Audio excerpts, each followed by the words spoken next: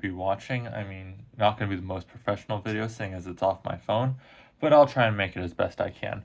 So today I will be showing off the stuff that I learned in the video lectures for the setup and Arduino software install. I think the best way to do this is basically just to show off what I currently have. As you can see right here, if I can get rid of that glare a little bit, we have our code, and this is just the Flappy Bird thing. I was messing around with it a little bit, seeing what I could do, changing gap heights. Something funny that I realized while I was doing this and watching the videos was I realized how this thing works is very similar to how simple game design works. Stuff like Godot, Unity, whatever, have a start state where it initializes everything at the start and doesn't do that again later. And then you also have your running state that you have and are constantly checking stuff. As you can see here, the Floppy Bird obviously has way more because it's a full game and they put a ton of loops in there. But it's just general idea. We have our start state and our running state. As you can see right here, we also have all of our Hello World stuff that I imported.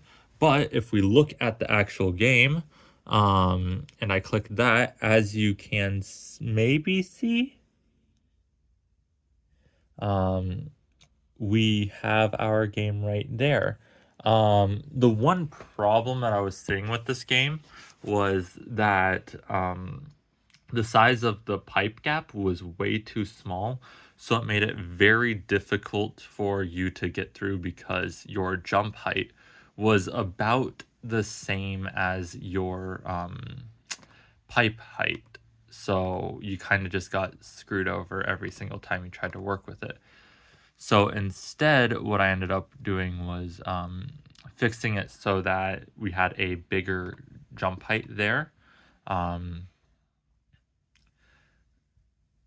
just thought that that would make it a lot nicer and a lot more fun to do stuff with. Moving on, what I'm working on right now is uploading my traffic light thing that we did in class a little bit. And I want to show that off because that is something that we got to work on and change stuff ourselves. So if we look at the code right now, as you can see, we have all of our states where we just cleared a ton of things right there. And we have our setup function. As I was talking about earlier, this is where you basically just have your initial stuff running.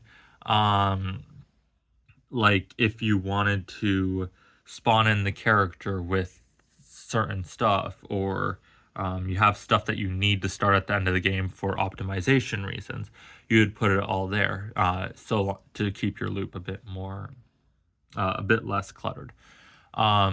As well as that, we have our loop function, which this is basically something that we're constantly checking.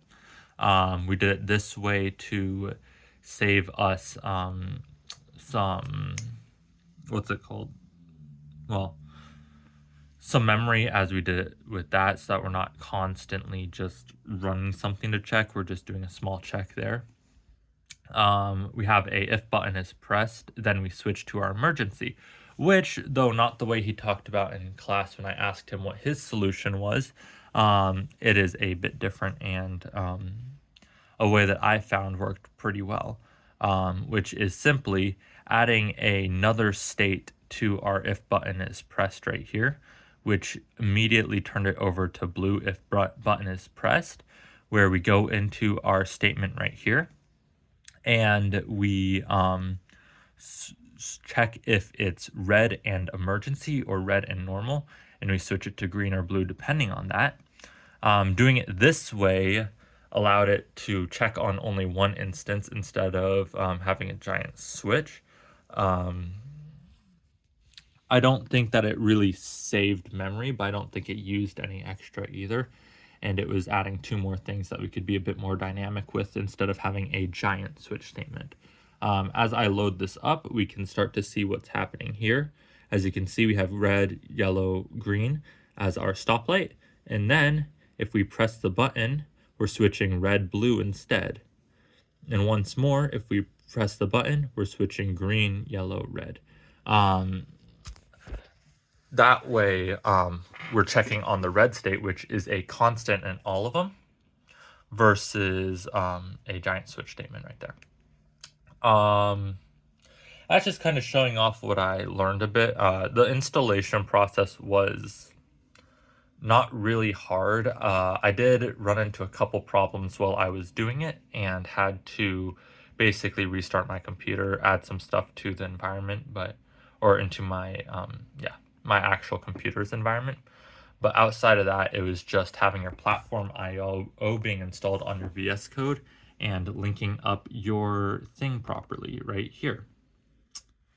That's my showcase. Thank you for your time and hope you have a good night.